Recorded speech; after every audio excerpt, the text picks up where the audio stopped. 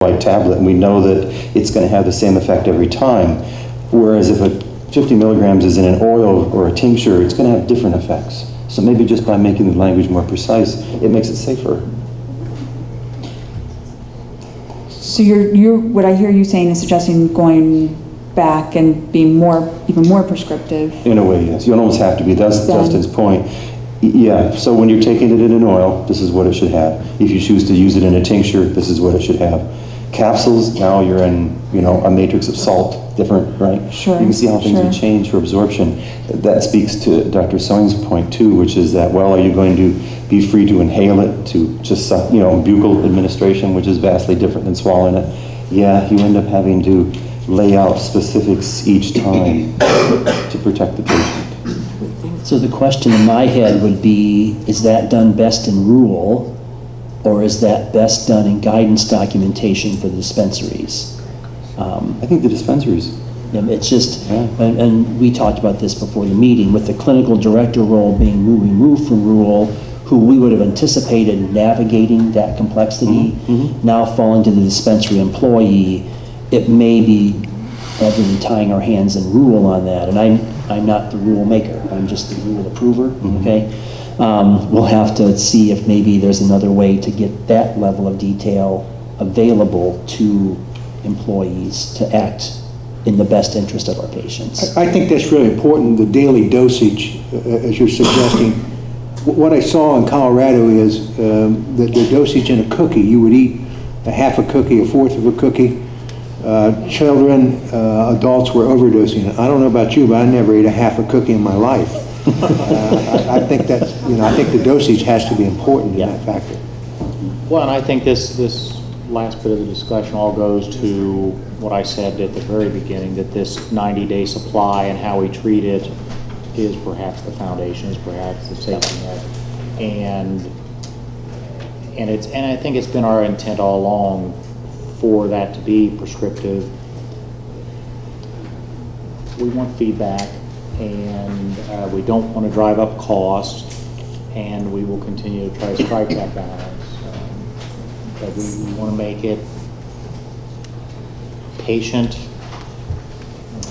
I'm going to say patient friendly, but I don't think that's the best word at the dispensary, and we want to do with the staffing that will be at the dispensaries, we want to make it as easy on the staff as well to help the patients. The literacy of it has to be more clear for families. That's where they throw me in to make sure that it's plain enough.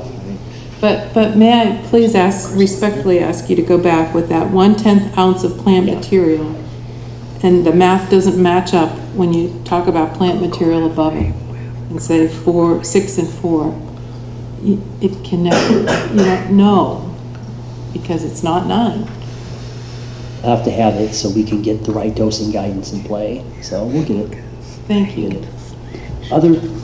Any other new information? Yes. Yeah, and I think while we're talking about cookies and candy bars and those type of things, as it was on the screen, 8203B2, any product bearing a reasonable resemblance to a product available for consumption as a commercially available candy.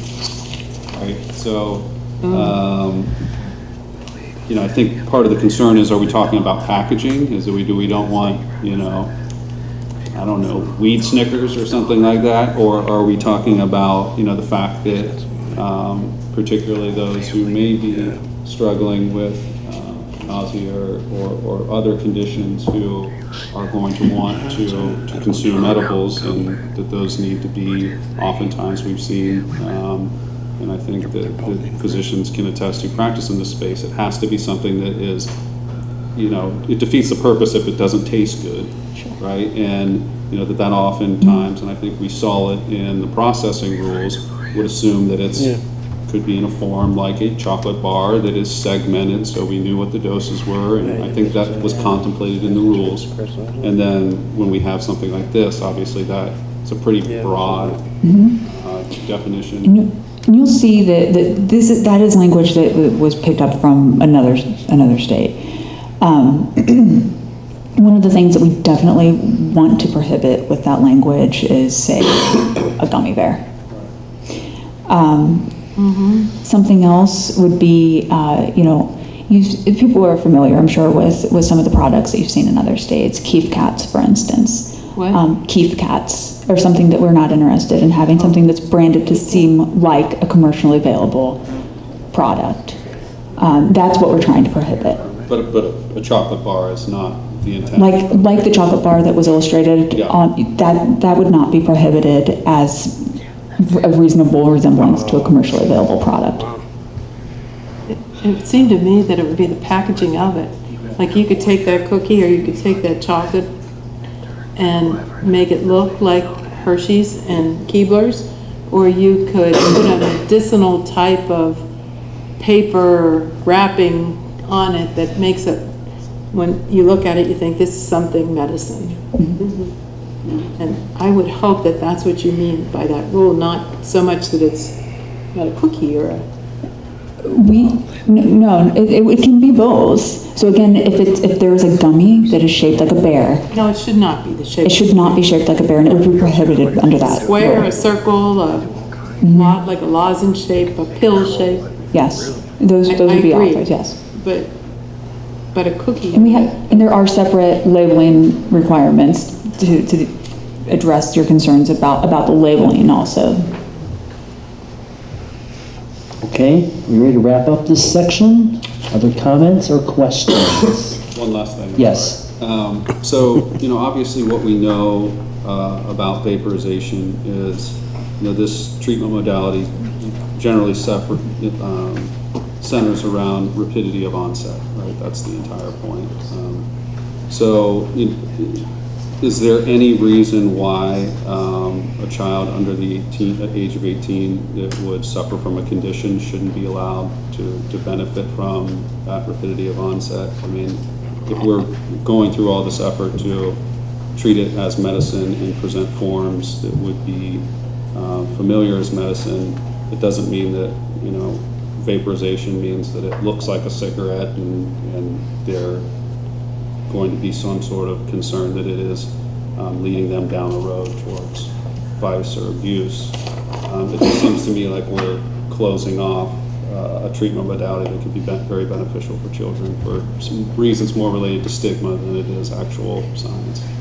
There is mounting evidence to illustrate, and this has led to recent implemented FDA rules on vaporizing use for minors. This suggests that vaporizing has been appealing to children and has caused children to engage in the use of nicotine. And there have also been parallels drawn between nicotine and cannabis in published literature, and that's why that language is in there.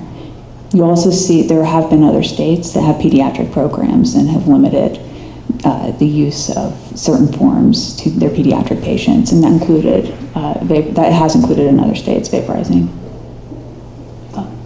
A follow-up in my pediatric experience, forms that are used often in pediatrics are buccal, because the kids can't absorb or can't swallow a pill, or rectal.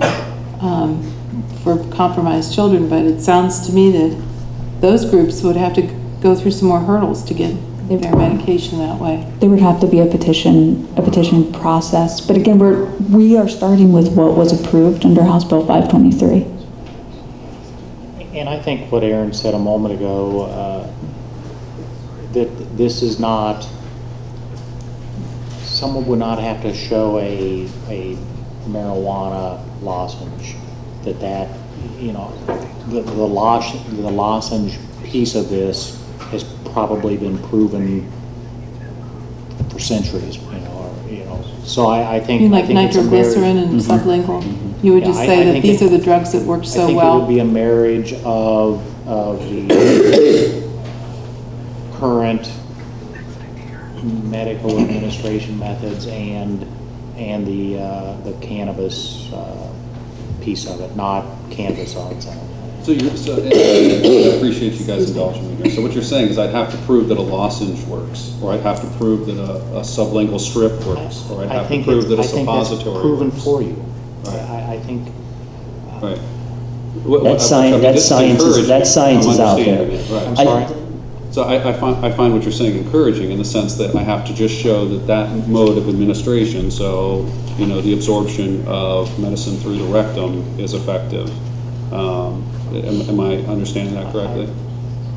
That's certainly good. Yeah, and I think if you look at the transdermal, which the idea was it was compared to, we know that the formulation mechanism works, then they compared it to THC to similar drugs.